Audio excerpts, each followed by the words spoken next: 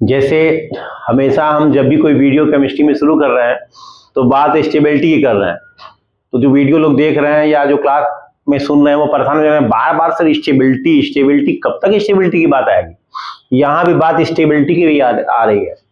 जो केमिस्ट्री है वो हमने मैटर से शुरू किया था, मैटर एटम पर गए, फिर एटम के बाद धीरे धीरे आप एटॉमिक नंबर लर्न किए, इलेक्ट्रॉनिक कॉन्फ़िगरेशन जाने, फिर स्टेप बाय स्टेप चीजों को समझते गए, फिर स्ट्रक्चर ऑफ एटम जाने, फिर पीरियोडिक टेबल के बारे में जान पाए आप, फिर कैसे वो बॉन्ड बनाता है, कैसे वो बॉन्ड बनाता है, केमिकल बॉन्डिंग जान पाए आप, फिर जनरल ऑर्गेनिक केमिस्ट्री आप पढ़ रहे हैं। ऐसे ही जो रिएक्शन है उसका वो केमिस्ट्री के लिए कितना इंपॉर्टेंट है आप बखूबी जानते हैं। जो जितनी चेंजिंग आप पाते हैं ना, जो बदलाव पा रहे हैं ना, केमिस्ट्री की देन है, रिएक्शन का देन है। रिएक्शन में कई टाइप्स आप पढ़ेंगे, कोई जरूरी नहीं कि जितना हम लिखे उतना ही होता है, अपना अलग अलग बुक में अलग अलग क्लास में अलग अलग तरह का टाइप पढ़ते हैं, लेकिन एक शॉर्ट नोट में हम आपको बता रहे हैं कि जो रिएक्शन होता है ना वो 2 टाइप्स होता है, मतलब उसके 2 पार्ट होते हैं, टाइप्स ना कहिए, 2 पार्ट्स होते हैं। एक होता है केमिकल रिएक्शन और एक होता है न्यूक्लियर रिएक्शन। जो केमिकल रिएक्शन होता है वो ज्यादातर हम वही पढ़ते हैं, जो भी हमारे सिलेबस में है वो 95% हम या उससे भी ज्यादा आप कह सकते हैं केमिकल रिएक्शन ही आता है। जो न्यूक्लियर रिएक्शन है वो बहुत कम आता है, फिर भी उसका जिक्र साथ साथ करना जरूरी है कि कल को आपको कोई कंफ्यूजन न रह जाए। जो केमिकल रिएक्शन होता है, जब वो रिएक्शन होता है तो जो रिएक्शन में पार्ट लेता है उसको रिएक्टेंट बोलते हैं, और जो रिएक्शन के दौरान बनता है उसे हम प्रोडक्ट कहते हैं। जो लेफ्ट साइड है वो रिएक्टेंट है और जो राइट साइड है वो प्रोडक्ट है। तो वो जो रिएक्टेंट है वो क्या है और प्रोडक्ट क्या है, जमीन आसमान का अंतर है। हम आपको कई एग्जाम्पल बताए हैं कि मतलब परिवर्तन ऐसा हो जाएगा कि आप चकित हो जाएंगे कि क्या था और क्या हो गया, क्या से क्या हो गया देखते देखते। सुनो ना गाना, तो वही हाल है इसमें।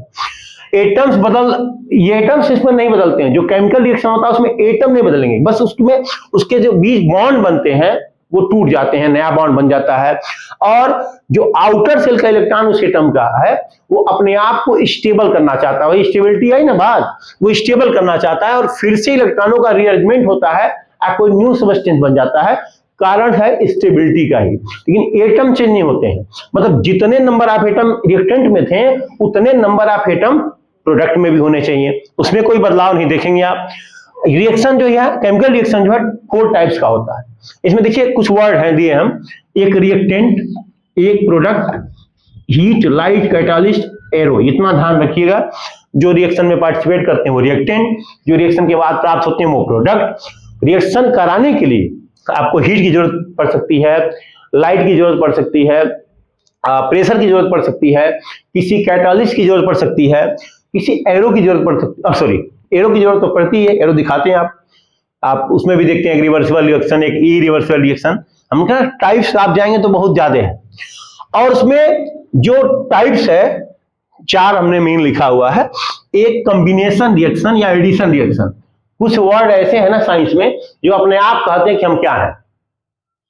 जैसे आपका जो जन्म से नाम होता है, जैसे मेरा नाम कृष्णा त्रिपाठी है, तो मेरा नाम इसलिए कृष्णा त्रिपाठी है कि मेरा जो जन्म हुआ था वो जन्माष्टमी के दिन हुआ था, ठीक। उस आधार पे मेरा नाम कृष्णा त्रिपाठी हो गया। अब मैं बड़ा हो गया हूं, चाहे आप ही बड़े हो गए हैं, और आपका कोई ऐसा नाम हो जो आपकी प्रॉपर्टी के अकॉर्डिंग है, मतलब प्रॉपर्टी समझ ना, आपके किसी लक्षण के अकॉर्डिंग आपका नाम रख देते हैं। बच्चे परिवार में एक दूसरे का नाम लोग रखते हैं, चिढ़ाते हैं, समझते हैं। तो वो क्या होता है, वो बाद में नाम रखे जाते हैं, वो नाम अस्थायी नहीं होता। अस्थायी नाम तो जो आपका जन्म से रखा जाए वही ना। ऐसे ही जो वर्ड होती है ना कुछ साइंस में, वो अपने आप ही बताते हैं कि मैं क्या हूं। ये बता रहा कॉम्बिनेशन, एडिशन, मतलब ए और बी, एग्जाम्पल ए और बी कोई एलिमेंट नहीं है, ये सिर्फ एक तरीका है आपको बताने का और समझाने का। ए और बी आपस में एड हुए, एडिशन हुआ, तो ए बी बन गया एक नया सबस्टेंस। एडिशन का एक एग्जाम्पल हम बताएं, कोई वो एग्जाम्पल नहीं है, सिर्फ आपको एक तरीका बताया गया समझने के लिए।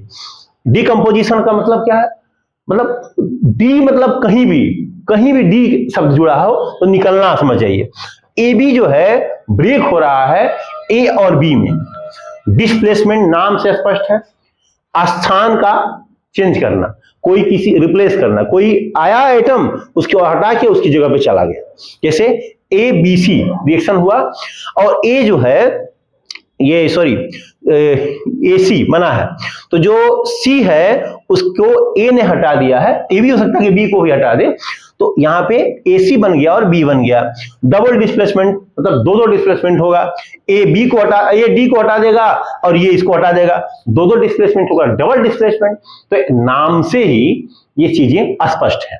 अगर आप बैलेंस करना जानेंगे केमिकल रिएक्शन में, तो बैलेंस करने के लिए समझ जाइए कि जो नंबर ऑफ एटम रिएक्टेंट में है वही प्रोडक्ट में होने चाहिए। ट्रिक एंड ट्रायल मेथड मतलब अनुमान विधि हम आपको बता रहे हैं, वैसे रिएक्शन को बैलेंस करने का तरीका है, सिस्टम है। लेकिन आप क्लास 10th में अगर हैं तो अभी वो सिस्टम की जरूरत नहीं है, 11th में आप पढ़ेंगे। कुछ बच्चे वीडियो में 11th के भी देख रहे होंगे, उनको मेथड हम धीरे धीरे बताएंगे कैसे बैलेंस करते हैं। अभी आप एक अनुमान विधि समझिए। उसमें क्या है कि नंबर ऑफ एटम रिएक्टेंट और प्रोडक्ट में इक्वल होने चाहिए, और जब भी आपको नंबर दोनों का सेम करना है तो नीचे नहीं लिखना। जैसे मान लीजिए H है और आपने 2H लिखा तो कुछ नहीं बदला, लेकिन आपने H2 लिख दिया तो बहुत कुछ बदल गया।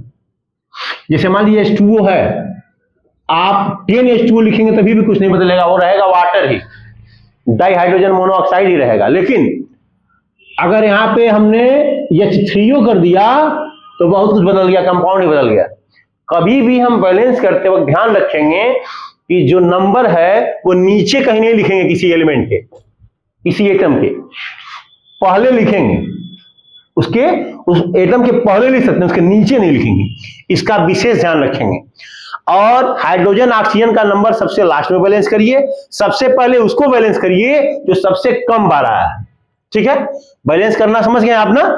अगर आप कोई पूछेंगे सर रिएक्शन हुआ, हम मान लीजिए तो बोर्ड है कॉपी भी, यहाँ पे तो कुछ नहीं दिखाई देगा, लेकिन अगर आप लैब में रिएक्शन कर रहे हैं या कहीं आप रिएक्शन देखना चाह रहे हैं रिएक्शन हुआ कि नहीं, तो उसका क्या साइन है। हो सकता है गैस प्रोड्यूस हो सकता है कलर में कुछ चेंजिंग आए, हो सकता है हीट ऑब्जर्व हो रही हो या रिलीज हो रही हो सकता है जो प्रेसिपिटेट बन रहा हो, कोई अवक्षेप बन रहा हो सकता है कोई गंध में चेंजिंग मिले, हो सकता है किसी स्टेट में चेंजिंग मिले, कुछ न कुछ बदलाव आप देखेंगे। अगर ये चेंजिंग आ रही है, बदलाव आ रहा है, तो ये साइन है कि केमिकल रिएक्शन हुआ है। न्यूक्लियर रिएक्शन है तो बड़ा छोटा लेकिन बहुत खतरनाक। अब इसमें एटम बम, हाइड्रोजन बम जो बार बार सुनते हैं, जो गीदड़ भभकी देता है पाकिस्तान की, एटम बम छोड़ देंगे, ये छोड़ देंगे, ये सब इसी पे डिपेंड, इसी पर आधारित है। और जो न्यूक्लियर रिएक्शन है, जो हाइड्रोजन बम है, वो तो इतना, अब इसमें क्या था कि इसमें आपकी एनर्जी ज्यादा नहीं, मतलब न तो रिएक्शन कराने में बहुत एनर्जी लगती है और न रिएक्शन के बाद बहुत ज्यादा एनर्जी रिलीज होती है। लेकिन इसमें इसके अपेक्षा million times more energy release होती है इस रिएक्शन के बाद। तो आप समझ सकते हैं इसमें कोई चीज टूटता नहीं है, ये बड़ा सज्जन है केमिकल रिएक्शन।